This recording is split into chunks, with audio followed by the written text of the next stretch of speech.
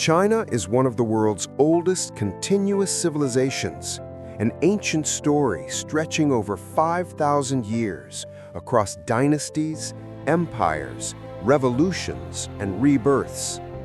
A story shaped by rivers that acted like time machines, carrying cultures forward, by rulers who dreamed of immortality, by philosophers who tried to understand humanity, by wars, inventions, golden ages, and catastrophes.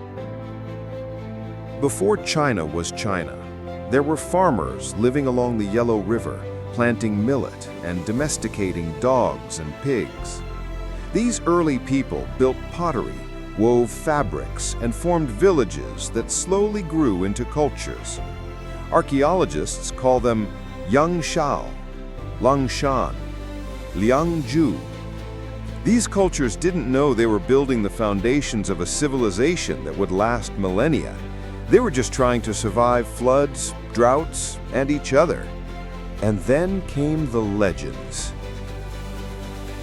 China's legendary first dynasty, the Shah, begins with a hero, Yu the Great, the man who tamed the mighty Yellow River.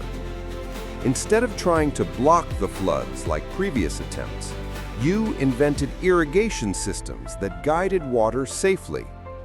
His solution became a metaphor for Chinese leadership for thousands of years. Good rulers guide nature. Bad rulers fight it. Whether the Shah were real or mythological, their story gave China its first blueprint for kingship. The first historically confirmed dynasty is the Shang. They built walled cities, mastered bronze casting, and invented writing. Their kings communicated with ancestors by heating turtle shells and reading the cracks, oracle bones, the earliest Chinese script. Their society was hierarchical, ritualistic, and intensely spiritual. And their bronze work? It was unmatched. Imagine metalwork so advanced that it looks futuristic even today. But every dynasty has a weakness. For the Shang, it was corruption. The Zhao overthrew the Shang, claiming the gods had withdrawn their support from the corrupt, abusive Shang rulers. This idea becomes one of China's most important concepts, the mandate of heaven. It meant good rulers were chosen by heaven, but if they became cruel or incompetent, heaven would take the mandate away. Rebellion was not only justified, it was cosmically approved. This principle shaped every dynasty that followed. The early Zhao became a golden age, but it didn't last. As Zhao power weakened, hundreds of small states broke away. This was chaos. Brutal wars, shifting alliances, rulers assassinated daily. But chaos creates creativity. This era produced the greatest explosion of ideas in Chinese history. Confucius taught harmony and ethics. Laozi taught Taoism and balance with nature. Legalists proposed strict laws and harsh punishments. Mozi argued for universal love. It was a philosophical arms race, everyone trying to solve the same problem. How do you rule a society and keep it from falling apart? And then, from the West, a new power rose. The Qin state conquered all others under Qin Shi Huang, China's first emperor. He revolutionized China, unified writing, standardized coins, built highways, centralized power, began the early Great Wall, imposed legalist discipline. His rule was harsh but efficient. He dreamed of immortality, sending ships to find magic islands and potions. Instead, he died young, and his dynasty collapsed soon after. But he left behind something extraordinary, the Terracotta Army, thousands of clay soldiers guarding his tomb. And although the Qin was short-lived, It built the blueprint for China's future. The Han Dynasty is often seen as the first golden age of China, a period so influential that even today, many Chinese people call themselves Han Chinese. The Han created Confucian bureaucracy, expansion into Central Asia, the Silk Road, paper, early seismographs, medical advancements, poetry, art, and philosophy. China and Rome even knew of each other through trade. Merchants carried silk westward and brought back glass, furs, and spices. But like Rome, the Han faced corruption, rebellions, and warlords. Eventually, it shattered into 3 rival kingdoms. The Three Kingdoms period is one of the most dramatic eras in Chinese history, filled with strategy, deception, and legendary heroes.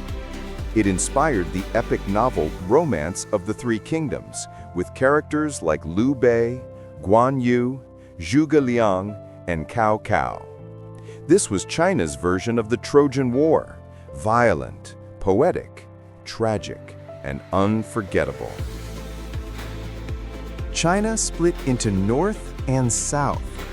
Northern China was ruled by non-Han nomadic peoples. Southern China became a center of art, calligraphy, and poetry.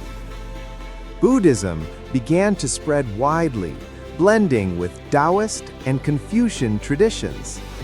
China was fragmented, but culturally vibrant. The Sui dynasty reunited China with enormous public works, including the Grand Canal, the longest man-made waterway in the world. Then came the Tang dynasty, often seen as the peak of classical Chinese civilization. The Tang capital, Chongyang, was the world's largest city, multicultural, wealthy, and sophisticated. Poets like Li Bai and Du Fu created masterpieces. Buddhist monasteries flourished. Trade connected China to India, Persia, Arabia, and even East Africa. It was a golden age until rebellion tore it apart. The Song era was a time of gunpowder, printing, compasses, advanced ships, banking, urbanization, landscape painting, and refined tea culture. The economy boomed, but the Song struggled militarily. A northern steppe empire, the Jin, conquered half of China. Later, a far more dangerous force appeared. The Mongols, led by Kublai Khan, conquered the Song and established the Yuan dynasty. China became part of the largest land empire in history. Foreign trade soared. Marco Polo visited. Science and astronomy advanced.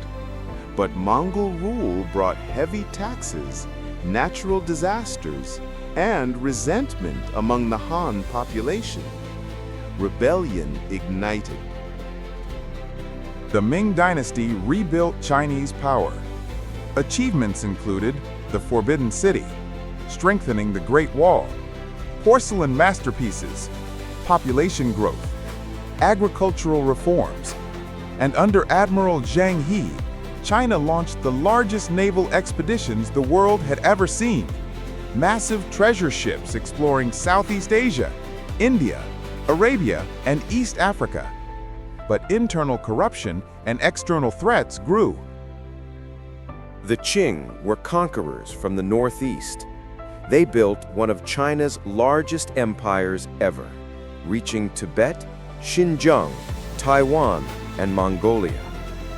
The Qing era saw population booms, artistic flourishing, the novel Dream of the Red Chamber, expansion and diplomacy. But the 1800s brought crisis, opium wars, unequal treaties, Taiping Rebellion, 20+ million dead, Boxer Rebellion, famine, invasions. By 1912, the imperial system collapsed. China attempted democracy, but fell into chaos. There were warlords, political factions, Japanese invasion, civil war between nationalists and communists. China was torn apart. In 1949, the Communist Party established the People's Republic of China. China underwent land reforms, the Great Leap Forward, the Cultural Revolution, economic reforms under Deng Xiaoping, rapid industrialization, and global integration. Today, China is one of the world's major powers, technologically advanced, urbanized, and deeply connected to global trade. From the river villages of prehistory to emperors forging the mandate of heaven, from poets writing beneath candlelight to merchants crossing the Silk Road, from dynasties rising and crumbling to revolutions shaping the modern world, China's history is not a straight line.